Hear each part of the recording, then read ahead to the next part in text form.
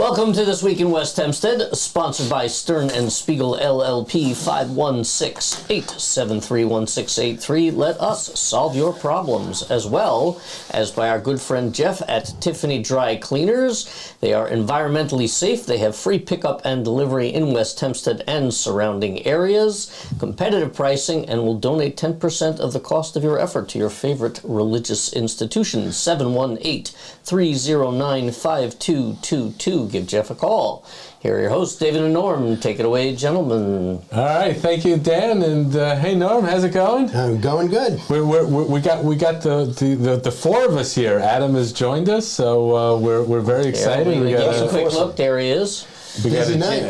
We got a jam-packed show.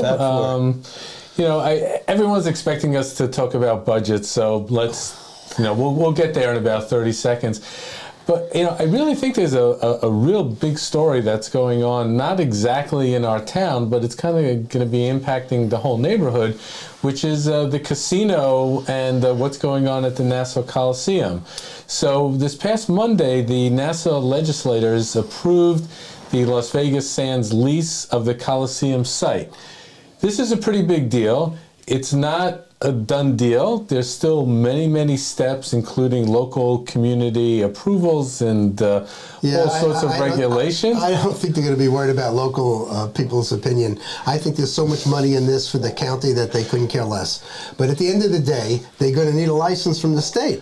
Yes. And they've signed all kinds of contracts, collecting millions of dollars in goodwill money and making all kinds of deals, I guess, with sponsors and people who want to have concessions in the casino, restaurants and so on. So there's lots of opportunity going to be out there. Well, I imagine there'll be some tax implications to them putting something in there. Absolutely. And funds going into the state and the county and the rest. Now, keep in mind, the vote, I believe that there was only one legislator who voted against it and another one who abstained or recused themselves from voting. So this is clearly, to your point, does have, government backing to steamroll its $4 billion plan. Okay, it'll probably go through. Probably. But you never know. There's always that one person or that one cause or that something that maybe stands in the way. But I agree. Right now, it kind of looks like it's going to happen. Now, the bottom line is that area is really not developed. I mean, the casinos just sit in the casino. The Coliseum is sitting there. Nothing's going on, so... And I can't see how that affects the neighborhood. If you look at Atlantic City, the casinos on the boardwalk were booming, and the town got nothing. It had no overflow. Nothing happened in the local streets. So you have the Coliseum, which is really segregated from the neighborhood by highways and main roads. I don't see that being a big issue. Well, I don't know. Well, I guess craps is coming to a casino near you. Not so quickly, but it's getting there. So let's switch over to the budget. Yeah, we will roll the dice. And speaking of rolling the dice, what's happening with the budget? No one really knows. There is something going on, I think, this evening, or probably will take place already after this is aired, which is a budget hearing. Do I have that right? Yeah, give me just a second. Let me call this thing up again so that I'm not speaking out of turn here particularly. According to what's on the website, go check this out yourself, whufsd.com, I think. Either way, there is actually tonight, the 24th of May, there's a special budget business meeting and budget workshop, which I presume means they're going to sit and talk about where can we start cutting money. There's also next Wednesday, the 31st, a special business meeting that includes budget adoption in the auditorium at the secondary school, 7:30 p.m. for both of those. I presume adoption means that they will have made their agreements and put the cuts in place. The other thing, and I may be completely have misread this, but I went past the secondary school today and there was something on their electronic sign out that supposedly said something on the 13th is going on. I don't think that's the revote, but we kind of have to figure out what it is that's going on then. It could be just a public hearing that they're planning. Obviously, they've got to put some numbers together that they can float out to the public. They have to justify those numbers, and they have to figure it out. Once they do that, the public's going to have to, weigh in on it. Sure. So we heard from Joel Press, and we heard from Karen basically, they're obviously disappointed with how the budget vote went, and they let us know that they will be coming to talk to us once, I guess, things are in place. Not exactly sure when. I'm assuming it'll be hopefully sometime next week or the following week, but it'll be another Echo exclusive, and we'll hear directly from the board and where they intend to make the cuts. It's a thorny issue, so... Well, it's a tough issue to deal with because you have an enrollment that's declining and you have a budget that's increasing, and that's just out of sync with economics. So they're going to have to figure it out. Well, if history is any guide, what we saw last year was a lot of people didn't show up for the election, believing the budget would pass. For the revote, showed up in larger numbers. So that might be what we're looking at here, people showing up for the second vote. And admittedly, I mean, we talked about this last week. People showing up to vote last week was nearly non-existent. It was we'll definitely see a higher turnout people now, and I think people who are more supportive are probably more likely to show up the second time to try and get the budget passed. Yeah, it's anyone's game at this point because the numbers were so low. Literally, if you get a 10-20% increase in the turnout, it can go one way or the other. It's really hard to tell. The issues are out there. We're the only budget in Nassau County that was not approved, second year in a row. The issues have to be addressed, and it's getting to be a really divisive issue, and I think it's dividing the community in a really poor way. Yeah. And let me say, there are people out there who are raising the issues. I don't call it against the board exactly, but about the budget being where it is. If you want to come talk to us, come talk to us. Right? The invitation is open. It doesn't just have to be us talking to the board and Joel Press. You want to come down and talk to us about a different perspective, by all means, let us know. Absolutely. We did hear from the Friends of West Hempstead, as we usually do after something goes on with the budget. And they sent us a bunch of information, various stats, sent us a report from 2012, which wasn't exactly useful. I think they're looking for a more updated report, looking for more modern numbers.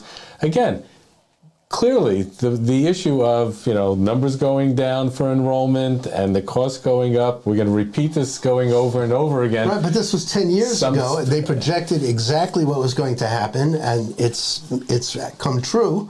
With declining population, and it has to be dealt with. Yeah. So listen, we're here. We're here. We're going to uncover it, and something's going to give. So one way or the other. One way or the other. What I'd like to see is religious leaders getting involved, and not taking one side or the other, but just calling everybody together to sit down and talk and open dialogue, and remind everybody that we're all neighbors. We all live together. We can do this agreeably. Yeah, and as we pointed out last week. The reflexive actions on social media were immediate and they were ugly. They still continue to reverberate, and the community is really, I wouldn't say on edge, but there's an edginess that everyone can feel relating to this budget. And at the end of the day, we just want the best, for the kids and the best for the school system. So it'll play out. Memorial Day is coming. Memorial Day. So nice the parade is going to be taking place this coming Monday, May 29th. Should be good weather. Come rain or shine, and the parade... Weather should be good. Yeah, at this point. I think the weather is supposed to be supposedly very good. The parade starts off at St. Thomas Church. And then it winds its way up Hempstead Avenue, and it concludes at the American Legion Hall on Woodlawn Road. So for those of you not familiar, St. Thomas, of course, is down at the very south end of Hempstead Avenue where it meets Nassau Boulevard. Our good friend Joe Verone, I'm sure, will be there. So go come out and cheer, or you want to march. I'm sure we could joke. I'd love to see more people. A lot of people show up to watch the parade. I'd love to see more people march in the parade itself. There's not that many parades that you can just get into and start marching. But this you can just get into the St. Patrick's Day parade. This is a parade. It's fun to march. It's fun to watch people. It's nice to sit on the sidelines, but actually being in the parade, showing support for our armed forces and for those who made the ultimate sacrifice. I think it's a great thing to do. I always march when I'm in town. I'll plan to be there. I hope to see a lot of people marching and not just watching. Yeah, it's a quintessential small town event. Absolutely. And it's so sweet to watch. Boy Scouts, veterans, the fire departments. Yep. It's fabulous. Yeah. Bring your kids, bring your family. Bring your sunscreen. Absolutely. And if you go to West Hempstead And Echo... a flag. Bring a flag. Yeah, if you go to westhempsteadecho.com, you'll actually see an interview, Norm, that you did last year with Joe Verone, and basically having Joe talk about the parade and how important it is. It is special. Several years ago when my dad was living with me, and my dad was a World War II veteran, we went out to see the Memorial Day parade, and he had a World War II veteran's hat, and it was really touching. Literally every group stopped in front of my dad, made a beeline to him, either gave him a handshake or saluted, and then kept going. So this is exactly what Americana is about. Yeah, this is what small town is about. So we do urge everyone to come out. It's going to be an amazing event. So, moving along, Chamber of Commerce. There's an event coming up this Thursday, June 1st. And it's open to the public. They are requiring reservations because they're serving food. So if you do have the time to come down and find out how the Chamber is organizing events and trying to get the stores signing up as members and working together to bring business to West Hempstead. And there will be a speaker. Yeah, there will be a speaker. The guest speaker is from the Heatherwood Luxury Apartments. I'm not exactly sure which apartment building. I think that may be the one going up at National Wholesale. I know there was a second one, and there was some zoning issues with the one near where the old Western Beef was on Woodfield Road. I think this is the one that's been approved that's up at, what's it called, up at the National Wholesale site. It's really important when people talk about adding apartments to the community, the community shows up, listens to what's going on, stays informed, and has input. You know what's interesting about those apartments? You're talking about 400 apartments. Wow. How many kids could that possibly be? I mean, if it's another 200 kids, that's an impact. So wait, what doesn't that show up in the reports or in the future reports? What reports? I don't know. I mean, the friends are sending me reports. Nobody's anticipating. I need a report of the future. But the truth is, no. I mean, it's a really good. It's an interesting point. Every other family has one kid. That's 200 kids. First of all, the population of West Hempstead is going up. So I recognize the fact that there are people who are sending their kids to private school. That goes up. But there are also the number of kids going to public school. That number goes up. There's all these buildings that are going up. It's got to have some positive impact somewhere on the enrollment rate. Yeah, I would think apartments so. tend to be people who are either just starting out or elderly, not as many families. So it probably tends toward most of them not having kids, but we don't know. But there's impact not just on the schools, of course, on traffic, on the local stores, on transportation, on the Long Island Railroad stop. Yeah, that's a really good side, point. Though, if this means that this reduces the chances of the Long Island Railroad deciding to cancel the West Hempstead line. No, they seem to be factoring that in because they've added more trains directly to the city, and they had the chance to cut it. It's been underutilized for so long. I think they're projecting that this line is going to grow. I think the loser out of all of this is once again going to be those living near Woodfield because again most of these apartments seem to be along that corridor, and there's just going to be more and more traffic, and one traffic light just ain't going to cut it. Again, a reminder, if you are interested in going, you should be emailing the West Hempstead Chamber of Commerce. It's whchamberofcommerce@gmail.com. And again, it's if you care about your community, it may pay to visit and hear what they have to say. Now, while we're talking about events, there's another NARCAM training coming up. It's in Lynbrook Library. It's on June 1st at 6 o'clock. You get to learn everything you need to know about saving a life. They will give you free units to use. And if you can't make that one, it's just about every couple of weeks in Nassau County, all throughout the county. Saving the life of someone who might be subject to a drug overdose. Yeah, any kid. If you know kids, if there are kids on your block. Or adults. Kids in your family or adults who you know who might be, kids who are using drugs, this is a chance to really make a difference. It can be used this whether or not you're by sure. The town of Hempstead is behind this. Who's behind these trainings? Do we know? They're all different people sponsoring. Okay. So this one's sponsored at the library. I believe the county is behind most of it, but it's in Elmont again on July 11th, in Lakeview later on in the summer at the fire department. So if you can't make one, make it your business to find another one. It's free, it's easy, and it can make a huge difference in your life. Save a life. So to wrap things up, I was driving down Nassau Boulevard, and I saw what I thought was like two workers working down in the swimming pool and the indoor doing something, who knows what. Nothing's been done to the roof. We're talking about Echo Pool.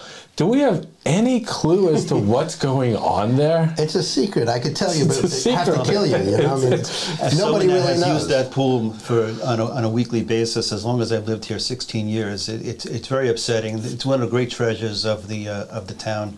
It's a great pool, and it's been closed now since December. What I was told this week is we hope to open up the outdoor pool. Now, keep in mind, the outdoor pool is not subject to any renovations. It's the indoor pool. That's the issue. But there's a lot of equipment outside on that pool deck that has to be moved out of the way in order for that to be safe.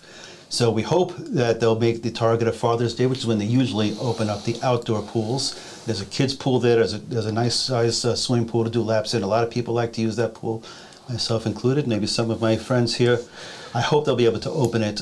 We know it's difficult to meet schedules. There's always labor issues and material issues when it comes to construction. But the real issue is transparency, as David was saying. We never get any information, and as anybody that's gone to the pool on a regular basis, you ask the people who work there, and they have no idea. They're as much in the dark as anybody. They're working. Some of them working part-time, some working full-time, but there's just no information available. And I think at the very least, the town of Hempstead, the Parks and Recreation, should just be keeping us posted on the progress. Absolutely. People shouldn't have to call up. And one more thing to rant about it, which is that we were told in the beginning that people who were not able to use this pool would be able to use some of the other town of Hempstead pools. And there's one in Franklin Square, there's others at Garden City. So it seems like that got lost in the shuffle. I called up, made a couple of calls. Nobody knows anything about that. So that was kind of a promise that wasn't kept. Wow. So a lot of us who like to rely on pools for exercise are really left high and dry. So, Adam, we really need to get to the bottom of this. And, outside of Don Clavin, I really don't know who would have that answer, who can get that answer. Because you've tried. I mean, we've we calls. put in requests. I think we're going to have to put in another formal request and see if he can get a spokesperson from his office or he himself to come on and say, hey, you know what? It's going to be done in X number of months or whatever. And it's let us know. We pay our taxes. We have a right to know. This is enough already. If only there was something like some kind of internet where people can post updates, on a website where mass numbers of people can go and visit on their computer and find that out be amazing? latest information about the pool. How about somebody just sticks a poster on the door and says, "Open X." It's not that I understand complicated. they don't want to make any promises that they can't keep, but at least with some kind of regular communication. But not only that, there should be a flurry of activity. That roof should have been taken down already. This is And this is, of course, the second months. time they've This done is a major renovation on that roof. Unbelievable. Well, you know what? We'll just keep asking that question, and we'll try to get to the bottom of it, or the bottom of the pool. So anyway, thank you, everyone. Thank you, Norm. Thank you, Dan. Thank you, Adam. It's been a great show, and we look forward to joining you next week on This Week in West Hempstead. Have a great week. Thanks for watching, everybody. If you would like to sponsor this program, much like Stern and Spiegel or Tiffany Dry Cleaners, please reach out to us at sales@westhempsteadecho.com.